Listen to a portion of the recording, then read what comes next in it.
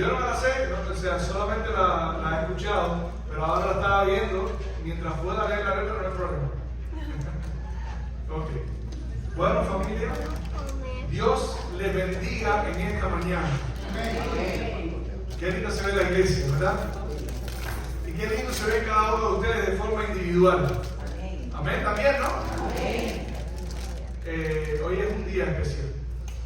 Hoy es un día especial, nuestros corazones están llenos de alegría, llenos de expectativa. No solamente por lo que va a pasar hoy, sino por lo que está pasando. Dios está haciendo una obra en este lugar. Y Dios está haciendo una obra en cada corazón de cada persona aquí presente. Yo te quiero decir, si tú viniste en esta mañana, esta tarde, ya son las 12:35, no es por casualidad. Tú no viniste aquí hoy simplemente a ver qué va a pasar. Yo te quiero decir, Dios te trajo a este lugar. Porque Dios te está buscando. Dios se está insinuando. Y es bueno saber que Dios se insinúa. Ahora, ¿por qué Dios se insinúa? ¿Por qué no invade nuestra libertad? Precisamente por eso. Porque Dios nos dio la libertad. Y cuando digo Dios nos dio la libertad, no te voy a decir que Dios te dio la libertad de hacer lo que quieras. Escúchame, siempre que las personas dicen yo soy libre, piensan que esa libertad se refiere, en su mente, se refiere simplemente a la capacidad de escoger qué hacer o qué no hacer. En primer lugar, esa libertad no es tan libertad, porque muchas veces somos esclavos de las cosas que no queremos hacer. Hay personas que dicen, yo soy libre, por eso tomo alcohol. Pero en realidad, muchas veces estas personas son esclavos del alcohol. Yo soy libre porque fumo. En realidad, son esclavos del cigarro. La libertad que Dios te dio va mucho más allá que eso. La libertad que Dios te dio, escúchame, Dios no simplemente te hizo, te dio libertad, Dios te hizo libre. Y tú dices, no es lo mismo, no estoy entendiendo. Yo sé que no estás entendiendo porque yo lo comprendí hace poco. Desde que tú naciste, tú eres un sistema inteligente, escúchame. Tú eres un sistema inteligente. Dios te hizo con un nivel de inteligencia que las computadoras no pueden imitar. Y esa libertad está gobernada por un principio de libertad. Esa capacidad de analizar las cosas está acompañada de un principio con el cual Dios te creó, que es la capacidad de escoger a un nivel que en fracciones de segundos tú estás tomando decisiones, escogiendo. Tú escoges sin darte cuenta. Tú eres libre sin que lo puedas controlar. Alguien te puede esclavizar. Alguien te puede encerrar dentro de 4 paredes. Pero la capacidad que Dios te dio para escoger va mucho más allá de tu capacidad de comprender esa libertad. Señores, Dios es Dios.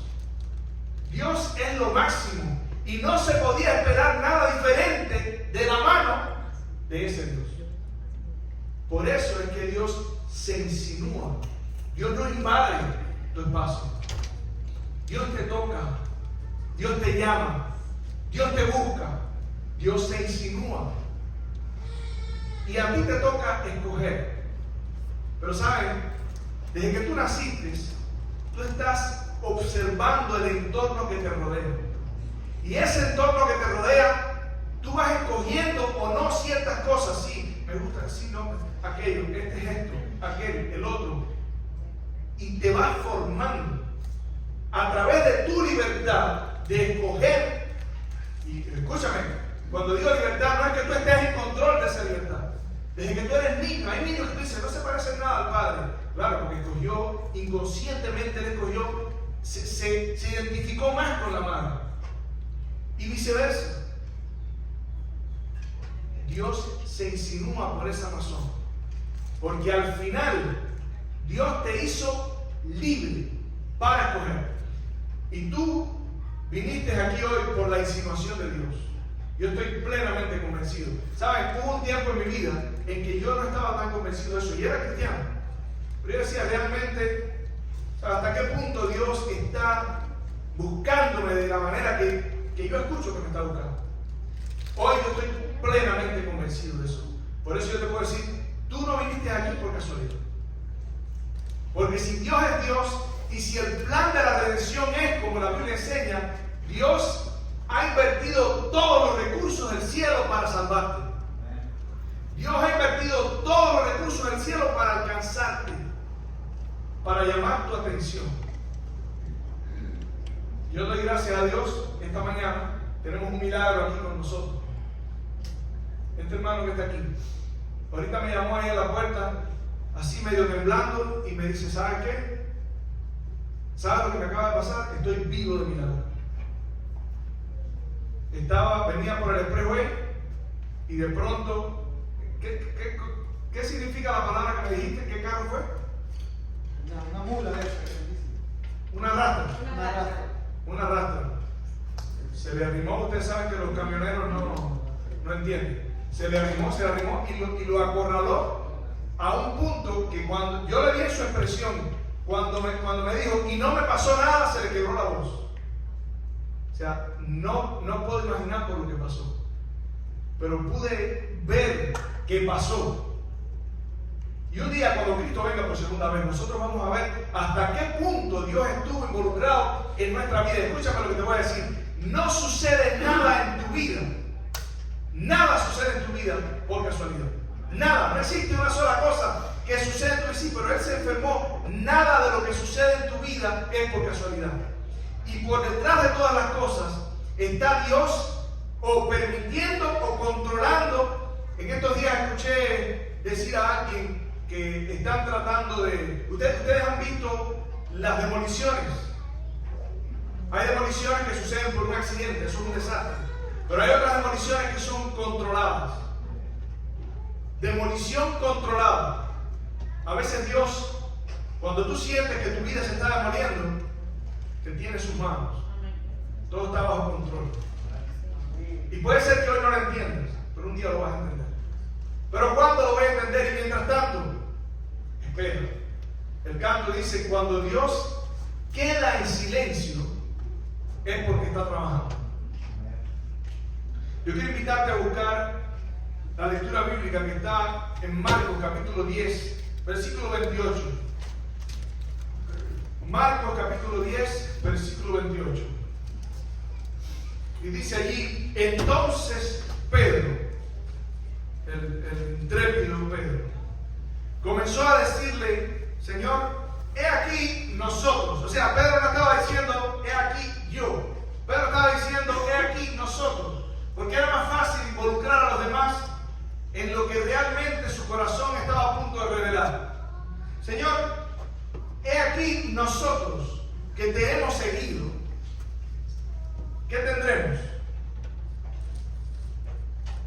Respondió Jesús y le dijo, de cierto, y vuelve a repetir, de cierto os digo, que no hay ninguno que haya dejado atrás casa, hermanos, hermanas, o padre, o madre, o mujer, o hijos, o tierras, por causa de mí y del Evangelio, que no reciba 100 veces más en este tiempo casas, hermanos, hermanas, madres, hijos y tierras, con persecuciones, y en el siglo venidero la vida eterna. El contexto de lo que Pedro está preguntando es la historia del joven rico. Jesús, algo extraño, un hombre que aparece en un lugar, comienza a predicar, el reino de los cielos se ha acercado, arrepentido y creer al Evangelio. El reino de los cielos se ha acercado. Es lo que yo te estoy diciendo. El reino de los cielos se acercó. La iniciativa de la salvación siempre fue de Dios. A veces nosotros pensamos, venimos a la iglesia porque es que yo vengo, porque es que yo soy fiel. Dios te trajo. El reino de los cielos se ha acercado. Y este señor comienza a predicar, pero parte de su predicación era que iba donde estaban las personas, algunas personas, y le decía, sígueme, sígueme, sígueme. Sin embargo, ahora aparece alguien que le dice, maestro, ¿qué debo hacer para heredar la vida eterna? Y Jesús le dice, deja todo lo que tienes y ven y sígueme. Y los discípulos se preocupan, porque cuando este hombre se va, Jesús dice, él, aunque es rico, está perdido. Entonces los apóstoles se espantan, porque supuestamente los ricos eran los que más cerca de Dios estaban. Y ahora Pedro pregunta, Señor, ven acá, ¿y nosotros que hemos dejado todo entonces, qué tendremos? Cuando yo era un niño, yo nací en el año 1977. Hacía 18 años que en Cuba había comenzado un proceso de reestructuración del país. En el año 1959, los guerrilleros entraron en La Habana, triunfó la revolución y comenzó una revolución, un cambio a todo nivel en la sociedad. El problema de este cambio es que la base del cambio era un manifiesto que alguien había escrito, se llamaba Carlos Marx. Y en ese manifiesto, en esos escritos de este hombre, había una frase que era una frase muy peculiar que se usaba en ese tiempo. Ya hoy en día no se usa. Pero la frase dice, la religión es el opio de los pueblos. La religión es lo que endroga a la gente. La religión es lo peor, es lo que engaña, es lo que daña. ¿Saben? Hasta este tiempo que surge el manifiesto comunista, que surge la evolución de las especies, nadie había puesto en tela de duda la existencia de Dios. Sin embargo, ellos se atrevieron a cuestionar, pero no solo cuestionar, sino a esparcir, a obligar, a presionar, a coercionar y manipular y perseguir a todos los que no entraran por esa filosofía. ¿Por qué? Porque si usted es fiel a Dios, usted no va a rendir fidelidad absoluta a un gobierno. Si usted tiene familia, usted no va a rendir fidelidad absoluta a lo que le enseña el gobierno. Va a respetar los valores que le enseñan en su casa. Y la Biblia es un libro que enseña primero Dios y luego la familia. Y ellos comenzaron a perseguir a las personas que tenían su fe en Dios. Comenzaron a cambiar los nombres. Las personas se llamaban Pedro, Juan, Marcos, Lucas. ¿Esos nombres de dónde salen? De la Biblia. Comenzaron a poner nombres de una generación que se llama la generación de la Y. Usted nunca ha escuchado decir, estos cubanos se ponen unos nombres que no tienen sentido. Yomei, Joan, Joanes, Joel, Joari, cualquier cosa que empezara con Y, menos Pedro, Marcos, Lucas, Jesús. Fue un cambio. Reestructuraron la sociedad para no creer en Dios. Eliminaron el 25 de diciembre. Trataron de sacar de debajo de la tierra las raíces que el cristianismo había echado en el país. Entonces, yo te pregunto, tenemos a un loco, supuestamente, diciendo que tenemos que ser cristianos. Yo te pregunto, ¿qué cosa es un cristiano? ¿Qué significa ser cristiano? ¿Quién es un cristiano? Es más, ¿por qué tengo que ser cristiano? No puedo simplemente decir, yo creo en Dios y punto, y continuar con mi vida. ¿Por qué tengo que regir mi vida por ciertos patrones, por ciertos... Y por último, pero no menos importante, la pregunta es, ¿por qué tengo que ir a la iglesia? ¿Para qué tengo que ir allí? Si ese lugar está lleno de hipócritas, y no están equivocados. Lo que pasa es que a veces dentro de los hipócritas no se incluyen en ello. Y no entienden qué cosa es un cristiano. Un cristiano es una persona que sabe que es hipócrita. Un cristiano es una persona que sabe que tiene errores, que comete errores, que tiene defectos, que reconoce claramente a través de la voz del Espíritu Santo qué naturaleza rige cada parte, cada fibra de sus miembros. Y para colmo, este concepto de religión cristiana nos persigue a todas partes. No importa el país que usted vaya. Ustedes estaban en Venezuela, allá eran cristianos. Usted viene para acá y aquí hay más cristianos que allá. Usted va de aquí a Cuba y no importa lo que haya pasado, allá está lleno de cristianos. Usted va a Somalia y allá está lleno de cristianos. Y para colmo de males, yo digo males porque estoy hablando como otra persona, ¿no? Yo no creo que hay ningún mal. Pero las personas a veces piensan, para colmo de males, la historia está llena del cristianismo. Está saturada, todos los eventos históricos todos tienen que ver. Es tan grave la situación que la historia se parte después que nació esa persona, antes y después de Jesucristo.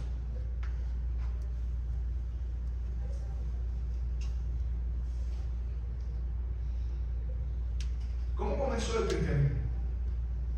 Miren, esta es la historia. Si yo dijera si yo pudiera profetizar que esto iba a suceder hasta 2000 años después, yo estoy seguro que nadie me creería. Pero miren, el cristianismo comenzó con un hombre que nació en un pesebre. ¿Qué cosa es un pesebre? Un lugarcito ahí de animales lleno de mal olor, porque seguro que había mal olor ahí. Ahí nadie limpió para que Jesús naciera. Eso fue a última hora. Entró inmediatamente, María dijo, aquí va, y salió. Hijo de un padre pobre, porque José era pobre. Y era pobre, yo sé que era pobre porque la Biblia dice que cuando el niño se presenta, al octavo día debieron haber sacrificado era por escala, un cordero o un no sé qué o no sé cuánto, y los más pobres, una palomita. Bueno, eso fue lo que sacrificaron ellos presentaron una paloma. 2 tórtolas y un palomino, dice, ¿no? Sí. ¿Qué origen tan extraño. Además de esto, miren, las condiciones en las que María se embarazó. No quiero que nadie me vaya a pelear, pero la Biblia dice que José no había conocido a María porque estaban comprometidos. Y que cuando el ángel vino y le dijo, María, esto es lo que te va a pasar, dijo, bueno, me voy para casa de Elizabeth. Y estuvo 3 meses en casa de Elizabeth. Y cuando regresó embarazada. Dime si está como medio sospechoso. Ese es el origen del nacimiento de Jesús. Para colmo, cuando se hace hombre, escoge a un bulto de vagos. No eran vagos, eran pescadores, pero eran todos analfabetos, menos uno, Judas.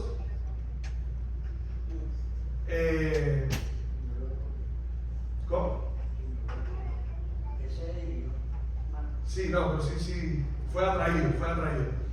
Pero era un culto de cobardes, era un culto de gente ignorante que aparentemente no tenía mucha perspectiva. Pudo haber escogido a los sacerdotes, pudo haber escogido a los escribas, pero escogió un grupo de personas que aparentemente no tenían mucha importancia. Se rodeaba de personas que no tenían importancia para la sociedad en aquel tiempo: prostitutas, ladrones, delincuentes, cobradores de impuestos. Gente repudiada por la sociedad. Ese era el ejército que él tenía. Nunca tuvo un ejército, nunca escribió un libro, nunca hizo una canción. O sea, no estaba en el boom no era un, ¿cómo se llama eso hoy en día? Un influencer. lo que decía no era como muy... La gente lo seguía porque tenía poder. Pero cuando empezó a hablar, las personas dijeron, dura es esta palabra de ser oída, ¿quién la puede oír? Y dice la Biblia que comenzaron a irse. Es más, cuando él entró en Jerusalén, porque todos pensaban que iba a ser un rey, entró en una mula, la gente decía, Hosana al que viene en el nombre del Señor, al Hijo de David. Esa misma multitud después dijo, crucifícalo. Lo tomaron, lo juzgaron, lo maltrataron, lo escupieron, lo crucificaron y murió. Esa es la historia del origen del cristianismo. Ahora yo te pregunto, ¿qué probabilidades, sea honesto contigo mismo, sea honesto conmigo, qué probabilidades había de que algo así, de que un origen como ese, pudiera 2000 años después tener más de 2.4 billones de seguidores, un tercio de la población mundial?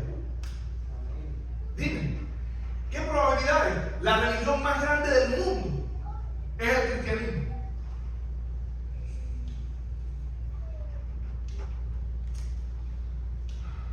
Para colmo de males, ese grupo de seguidores se seguía por este libro. ¿Sabe qué cosa es este libro? Este es el libro más odiado de la historia de la humanidad. Nunca antes, analice, busque en la historia si en alguna forma hay un libro que ha sido tan odiado, perseguido, maltratado, quemado, abochornado. A las personas que lo siguen se burlan de ellos, se mofan de ellos, se ríen de ellos. Mira el estúpido este, el tonto este, ya le lavaron también el cerebro. Eso, lo que sigue en este libro. ¿Qué probabilidad de tener éxito tenía? Ellos le preguntaron, ¿y nosotros qué tendremos? Y ahora te voy a decir algo. ¿Qué tendremos? Jesús le dijo, 100 veces más. Todo lo que dejes con persecución. Y quiero abrir un paréntesis con la persecución. La razón por la que este libro es llamado una espada es porque lo que enseña y la forma de vivir que aprenden las personas que lo siguen es una forma que incomoda las conciencias de quienes quieren continuar haciendo lo que no está bien. Esa es la única razón. Por eso Caín mató a Abel, porque Abel era conciencia. Abel le decía, tú sabes que esto es lo correcto. Juan el Bautista le decía a Herodes, tú sabes que eso es lo correcto. Jesús le decía a los fariseos, ustedes saben que eso es lo correcto. Y Jesús dice, por eso el mundo me aborrece, porque yo testifico que sus obras son malas. ¿Y nosotros qué tendremos?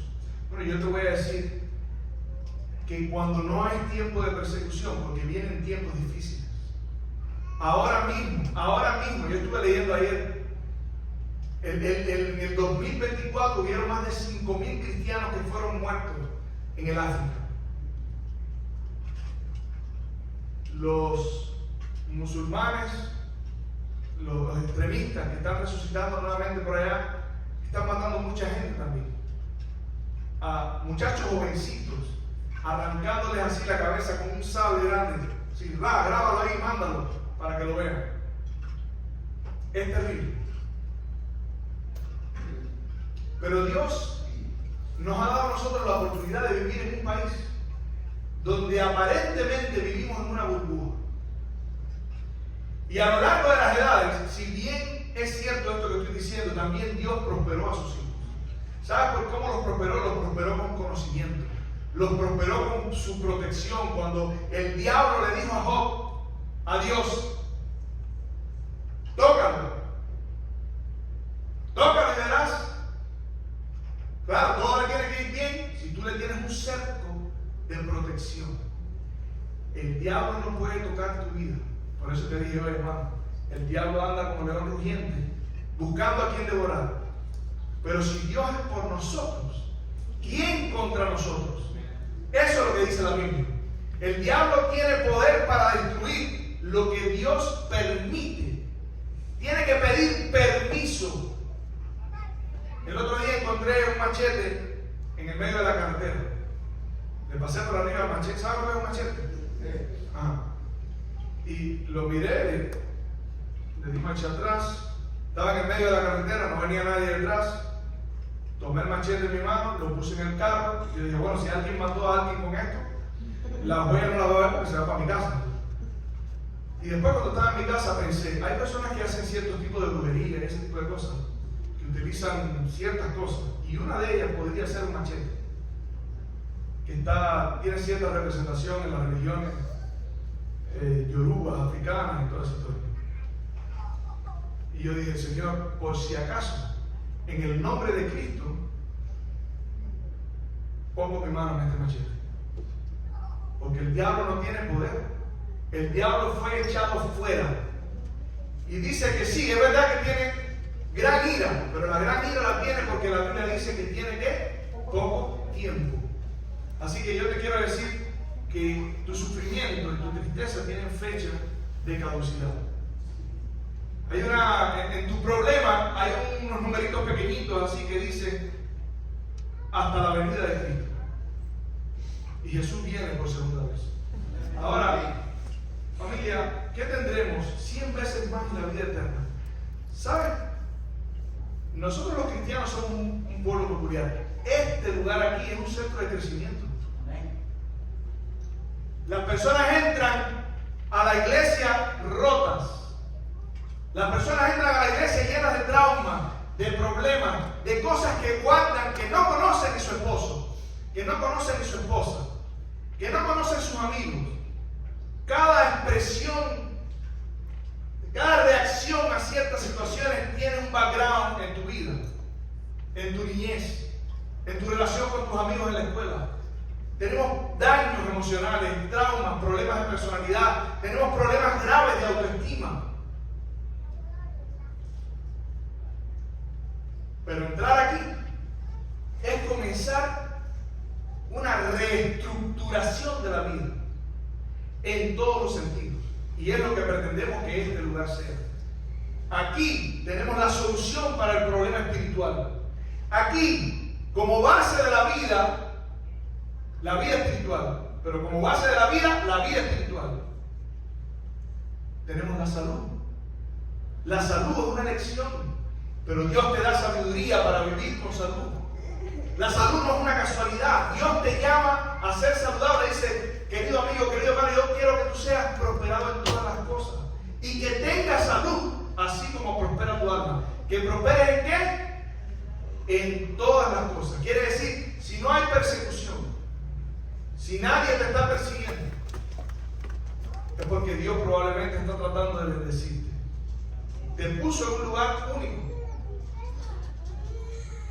Y Dios nos dio sabiduría para ser restaurados espiritualmente, para ser sanados físicamente, para ser sanados emocionalmente y para ser prosperados económicamente. No se te olvide eso. Vida espiritual, salud física, salud emocional, economía próspera. El éxito no es casualidad. El éxito es poner en práctica los principios que Dios te enseñó en su palabra.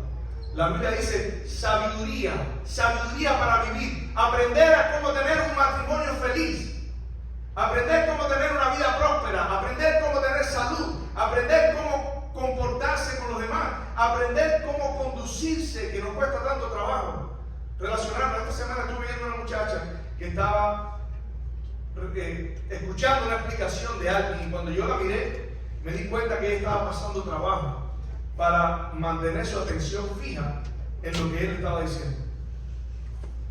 Porque el hecho de mirar a la cara a la gente a veces nos cuesta trabajo.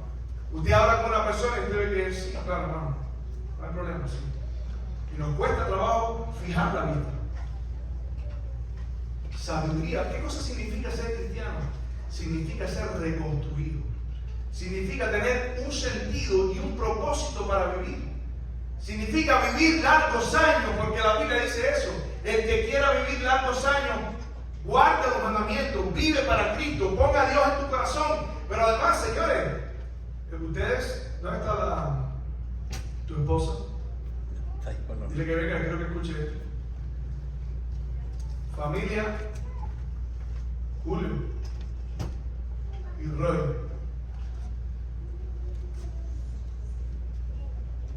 Hoy es un día especial. Ustedes se están sacando la lotería. Claro, déjenme decirles, antes de ser cristiano, ellos se sacaron la lotería con ustedes. Que lo quiero aclarar. No las estoy menospreciando. Pero señores, tener un hombre cristiano en este tiempo, ¿saben qué cosa significa? ¿Sabe lo que significa tener a un hombre en tu? ¿Qué cosa significa ser cristiano? Significa que si antes era borracho, ya no va a ser borracho. Pero lo interesante es que no vas a dejar de ser borracho porque tú peleas con él. Deja de ser borracho porque Dios le habla a su conciencia y le da el poder para vencer. ¿Qué cosa es tener un esposo o una esposa cristiano? Significa que si antes a esa persona le gustaba sacar el pie, ¿saben lo que estoy hablando? Con otras mujeres o con otros hombres, eso desaparece. Una de las grandes preocupaciones que tiene la pareja es qué está pasando con mi esposo cuando yo no estoy al lado de él. ¿Qué miró? ¿Qué pensó? ¿Qué se imaginó? Cuando viene mi amiga, la miró, yo luzco, no luzco, tal vez tan bien como mi amiga, entonces no la traigo a mi casa. O cuando andamos juntos, yo me pongo a este lado para que... Eso es un problema. Pero una persona que es cristiana, que tiene a Cristo en su vida, no practica eso. Que tiene tentaciones, todos las tenemos. Pero una cosa es tener tentaciones, una cosa es que el pajarito vuele y otra cosa es que te haga un nido en la cabeza. Tener un esposo cristiano, tener un compañero que te acompañe todos los días de tu vida, que cumpla el voto que te hizo hasta que la muerte nos separe. En el dolor, en la tristeza, en la enfermedad. Señores, tener a una pareja cristiana es más que sacarse la lotería. Es paz del corazón, paz del alma. Es tranquilidad, usted puede dormir tranquilo. Claro, siempre hay sus excepciones. No aplica a ustedes. Esto es un meme. Mi esposo y yo nos reímos de esto porque hay un meme donde hay una muchacha, el esposo está comiéndose la comida y ella está así mirándolo. Y hay una bolita aquí que dice: es buen hombre, es buen padre, es buen hijo, es buen hermano, no toma, no sale con los amigos, está dedicado a su esposa, a su casa, aquí no falta nada. Y después dice: no importa, pero yo lo fastidio de alguna manera. Fíjense, tiene que reírse. Eso es para reírse. Sí, a veces como que quieren buscarlo, pero no puede ser posible que alguien sea así. Y yo le digo, mi esposa al principio era muy celosa. Al principio cuando nos casamos. Yo recuerdo que a veces, cuando yo salía atrás a orar, ella se molestaba. Yo decía: pero es que voy a orar. Tú lo que no quieres es estar conmigo. Tener un hombre que ora. Señores, tener un hombre cristiano es tener a alguien que va de la mano de Dios, como Abraham iba de la mano de Dios. Y Dios le decía a Abraham: anda delante de mí y sé perfecto. Y no somos perfectos, pero podemos ser perfectos en nuestra altura. Podemos ser perfectos cada vez que mejoramos lo que está mal. Porque Dios nos da el poder para vencer. Cuando tú aceptas a Cristo, este símbolo, esto que está pasando aquí, es el símbolo del nuevo nacimiento. Y la Biblia dice: todo aquel que es nacido en Cristo, nueva criatura es. Las cosas viejas, todas son hechas nuevas. Señores, todas las cosas son hechas nuevas. Eso no sucede de la noche a la mañana. Pero ahora tienes un hombre o una esposa que está enfrascado en ser una mejor persona, en ser un mejor padre, en ser un mejor hijo. Tal vez tuvo problemas con su esposa, con su mamá, o tal vez tuvo problemas con su suegra y ahora está pensando: tengo que hacer algo para reconciliarme con mi suegra, tengo que hacer algo para reconciliarme con los hijos que no viven conmigo, tengo que reconciliarme con fulano, con mengano. Y tú empiezas a ver: este hombre se enfermó, está loco. Porque ¿quién va a buscar a alguien contra quien cometió un error hace 7, 8 años y le dice, yo quiero decirte que me equivoqué, perdóname? Y eso es otra historia. ¿Esa la puedo contar, mi amor? Sí, claro, no es de nosotros. Es otro meme. Otro meme. La esposa está así, le pone un... Ustedes tienen que haber visto eso. Le pone un vasito de agua o un jugo o algo así al esposo y se queda mirándolo mientras él se lo va a tomar. Pero antes de tomárselo, el esposo le dice, mi vida, yo quiero decirte que me pasé, lo siento mucho, de verdad, lamento mucho lo que pasó, yo creo que me extralimité. Me da tanta tristeza que te haya herido lo que yo hice, de verdad, lo siento mucho. Y ella se emociona, se conmueve tanto que se olvida de algo importante. Y de pronto dice, no, mi amor, no te preocupes. Dice, bueno, mi amor, ya entonces puedo desayunar. Y cuando se lo va a tomar, dice, no te lo tomes. No te lo tomes, te traigo otro. ¿Lo iba a envenenar? Señores, Dios es real. Claro, tal vez usted ha contemplado otro tipo de cristianismo. Hay 2 tipos más de cristianismo que voy a hablar. Uno es el cristianismo como el que Jesús dice, por causa de ustedes, los gentiles blasfeman el nombre de Dios. Porque un cristiano cuando no vive lo que predica, o un cristiano cuando no, si bien no es culpa de Dios, eso no es culpa de Dios, eso no es una justificación para que usted no busque a Dios. Sin embargo, un cristiano que no vive lo que predica hace mucho daño. Y déjeme decirle, todos, y yo me incluyo, tenemos nuestro cementerio. Todos hemos cometido grandes errores. Un cristiano que no vive lo que predica hace mucho daño. Pero eso también a veces es parte del proceso. Esa obra es de Dios. Dios es quien convence, Dios es quien restaura, Dios es quien cambia. Pero ciertamente tener aún una pareja cristiana es lo mejor que le pueda pasar a un ser humano. 100 veces más, dijo Pedro. Y encima de eso, un cristiano tiene una familia. Personas que te quieren, personas que oran por ti, personas que te añoran, personas que cuando los ves entrar por la puerta y te saludan con tanta alegría, te dicen, este es otro de los hipócritas, porque no puede ser que alguien me esté saludando con tanta alegría si me ha visto 2 veces. Pero el siguiente fin de semana usted ve que lo saluda con más entusiasmo. Dice, o este está loco o es verdad. Y al otro fin de semana viene y le da un abrazo, como ella tiene más confianza. El otro día fui a abrazar a alguien. Él estaba teniendo problemas con las personas que habían estado conmigo. No puedo entrar en detalles, pero yo estoy hablando con ciertas personas y él viene y yo veo que hay tensión entre ellos. Y como yo tengo cierta confianza con él, voy, lo saludo y le doy un abrazo. Y como se me extendí un poquito en el abrazo, él como que no le gustó mucho y dice, eso me suena extraño. Como diciendo, porque tú me estás abrazando tanto. Después él se disculpó y me explicó qué era lo que estaba pasando.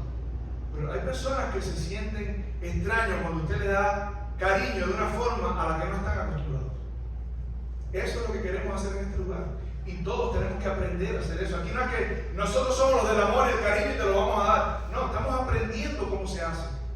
Estamos aprendiendo cómo se vive. Por eso hay personas que a veces juzgan y critican a los que hacen un intento por ser diferente. Se ve cuando yo llegaba a la iglesia me abrazaba y al final era un hipócrita. Bueno, probablemente.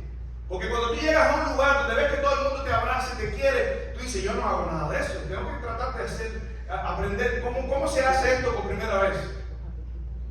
Usted no está acostumbrado a eso. La primera vez que usted le da un abrazo a alguien hasta se siente medio extraño. Sin embargo, déjeme decirle, eso es bueno para el corazón. Dicen que para no tener infarto, usted necesita 8 abrazos diarios. ¿Cuántos están a punto de un infarto aquí? 8 abrazos diarios. Como dice mi hermana Dianita, abrazoterapia. Ok.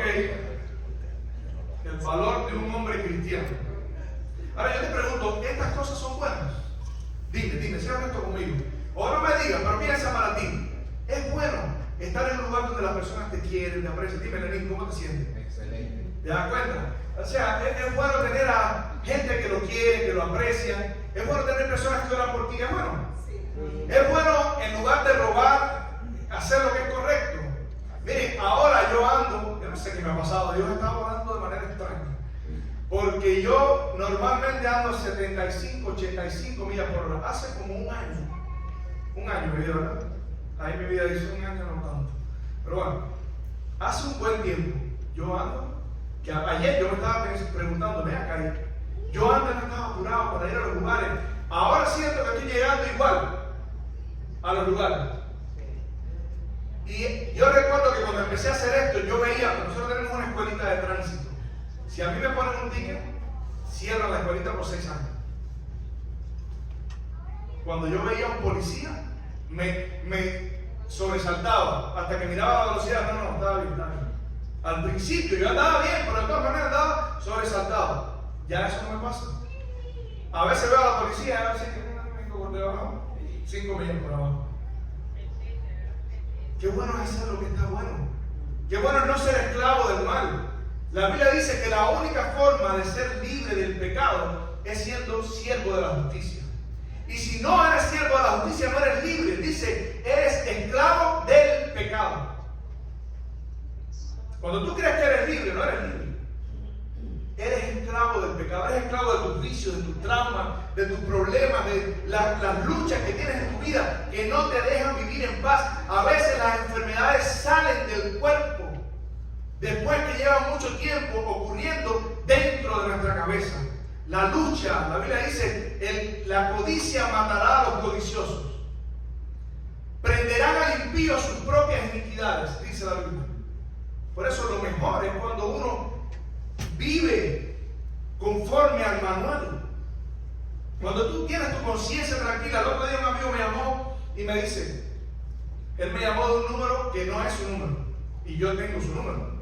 Y él me dice, en cuanto timbró, yo abrí la llamada. El primer timbrazo yo abrí. Digo, ¿is it digital? How can I help you? Y me dice, Leo. Y dice, sí, dime. Y dice, ¿verdad que tú no tienes problema con él? Digo, ¿por qué? Dice, porque acabas de responder el teléfono, un número extraño. No tengo problema. Yo duermo, pregúntale a mi esposa cómo yo duermo. Señores, dormir bien, eso es una necesidad. Y cuando uno tiene todo este cúmulo de cosas, esta infelicidad, no vivir en plenitud, yo vivo en plenitud. Y yo también tengo problemas, tengo situaciones, pero ayer le estaba diciendo a un amigo, yo estoy aprendiendo a vivir por fe. Amén. Aprendiendo a vivir dependiendo de Dios. Cuando la gente me saluda, me dice, ¿cómo estás, brother? Bien. Hoy, ahora mismo estoy bien. Mañana, no sé. Pero ¿sabes? Tampoco me importa. Porque mi futuro está en las manos de Dios. Amén. Yo no le tengo miedo a la muerte.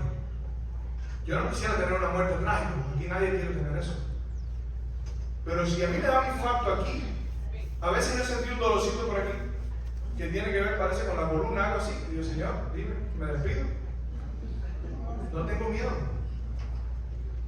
¿Saben por qué? Porque yo sé en quién he creído.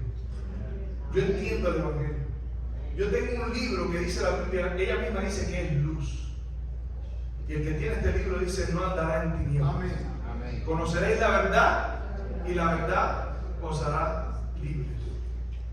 Ahora, si todas estas cosas son tan buenas, viene la otra pregunta. ¿Por qué tú no eres cristiano? ¿No te has puesto a pensar en eso? ¿Por qué tú no perteneces a este pueblo? ¿Qué es lo que te ata? ¿Qué es lo que tienes que dejar? ¿Hasta cuándo vas a llegar a extender tu corrida por la vida sin entender que tú no tienes control de tu vida? No tienes control de tu vida, como lo que yo estaba diciendo ahorita. No tuviste control del día que naciste, no tienes control del día que te vas. Puede ser en 95 años, puede ser ahora. ¿Por qué tú no eres cristiano si todo esto es bueno? El otro día, ¿cuántas historias les he contado ya? Una misma. Bueno, el otro día, la muchacha que trabaja conmigo, ella tiene una niña, debe tener como 11 años, ¿verdad? 10 o 11 años.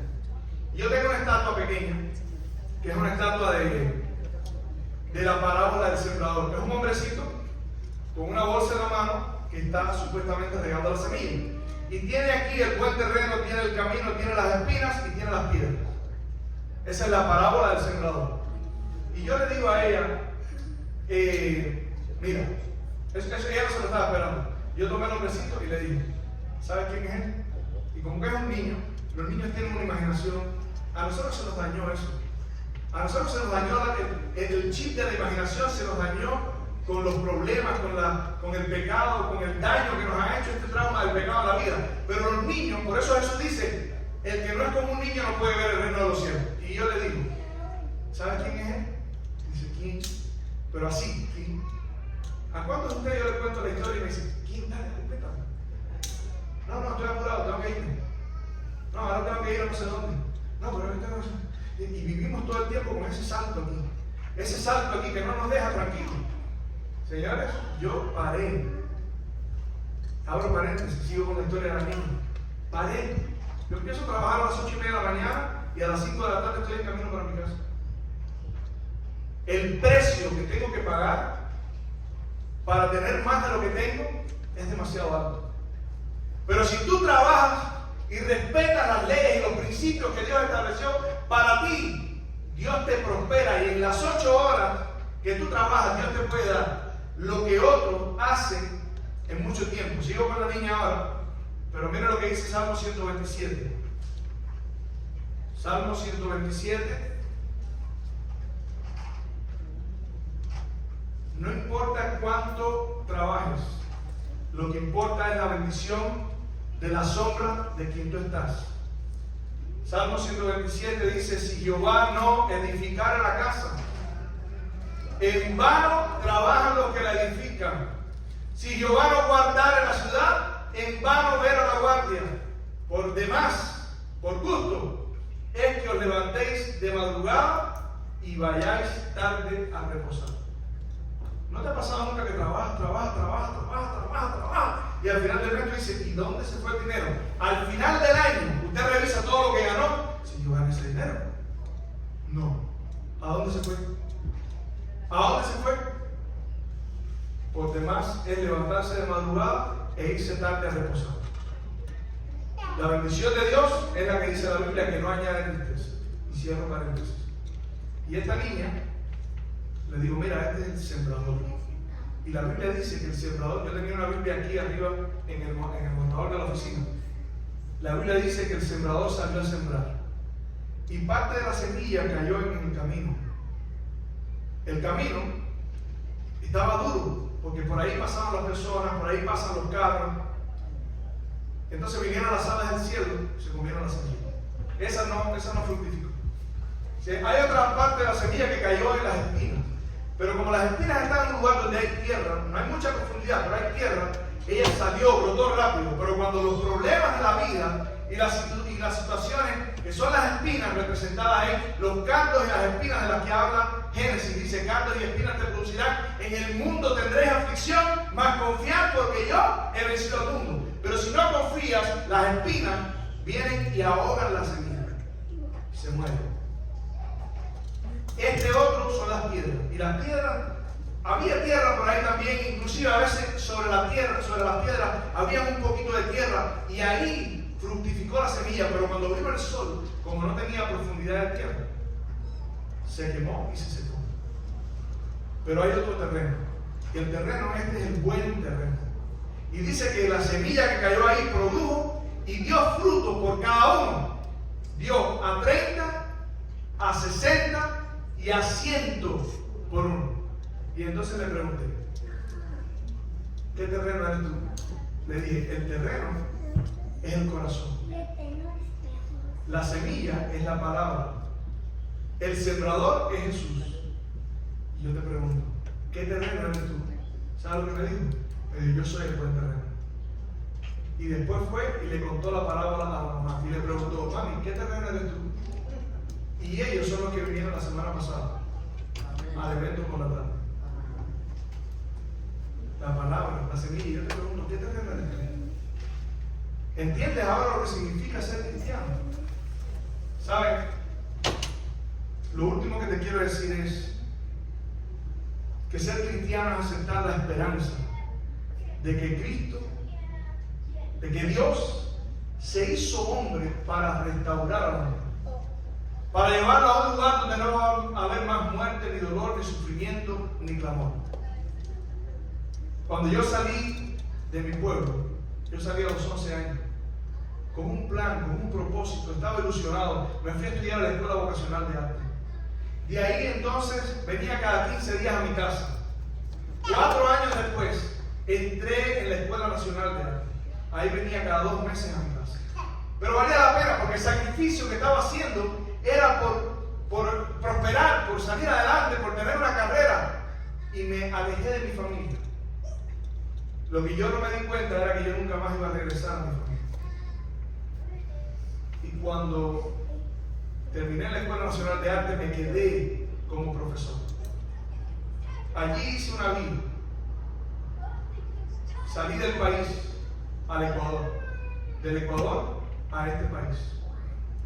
Yo veo a mi familia y sé que soy dichoso, porque otros es peor. Una vez al año, una vez cada 2 años, a veces vamos 2 veces al año. Las situaciones económicas de este mundo, la incapacidad que tiene este mundo de proveer lo que tú necesitas completo, de forma integral, hace que a veces para tú poder echar para adelante, es echar para adelante, o como dicen los venezolanos, creo que todos van a entender esto, echarle pichón. ¿Sí? Ese echarle pichón incluye muchas veces que te tienes que alejar de tu familia para poder prosperar. Puede ser que tú estés hoy aquí, tu familia está en otro estado. Puede ser que tú estés aquí, tu familia está en Venezuela, está en Cuba, está en China, está en Guatemala, está en México. Y te consuelas con la idea de decir, pero bueno, les estoy mandando un dinerito, los estoy ayudando. Sí, en este mundo es verdad, porque lo que tú necesitas no lo vas a tener todo al mismo tiempo. Pero yo te estoy diciendo, ustedes hoy que se bautizan, lo que ustedes están aceptando hoy es el sacrificio que hizo Cristo para arrancarte del dolor y del sufrimiento de este mundo. Nuestra fe no es ciega. Tenemos una fe que se basa en evidencias de la palabra de Dios. Y son evidencias muy poderosas. Este libro tiene una secuencia de profecías que indican desde el principio hasta el final de los eventos de la historia de este mundo. Y estamos en el final de la historia de este mundo. Nunca antes habían tantas profecías cumplidas en una misma época. Eso es lo que Julio y Roy están aceptando. 100 veces más en este mundo, y cuando sea la venida de mi reino, dice Jesús, la vida eterna. Qué maravilloso vivir así. Y si Cristo no viniese, dice un pastor amigo mío, Rubén Álvarez, si Cristo no viniese, tú puedes estar seguro que yo viví mejor que tú. Y hace se ríe. Porque vivir de esta forma es vivir con sabiduría, es vivir con inteligencia. Las cosas que tú quieres lograr en la vida son producto de una ecuación que cuando tú la aplicas inevitablemente te da un resultado. Esa filosofía de vida está aquí. Pero si no te toca vivir así veces más en este mundo, acuérdate que Jesús está muy cerca a venir. Este mundo, este dolor, este sinsentido, esta broma de mal gusto, porque esto es una broma, pero es una broma de mal gusto. Es como si usted un día despertara y dijera, esto es un chiste. Pero es un chiste de muy mal gusto. Esta broma, este chiste, está por acabar. Yo le quiero pedir a Julio y a Roy que pasen.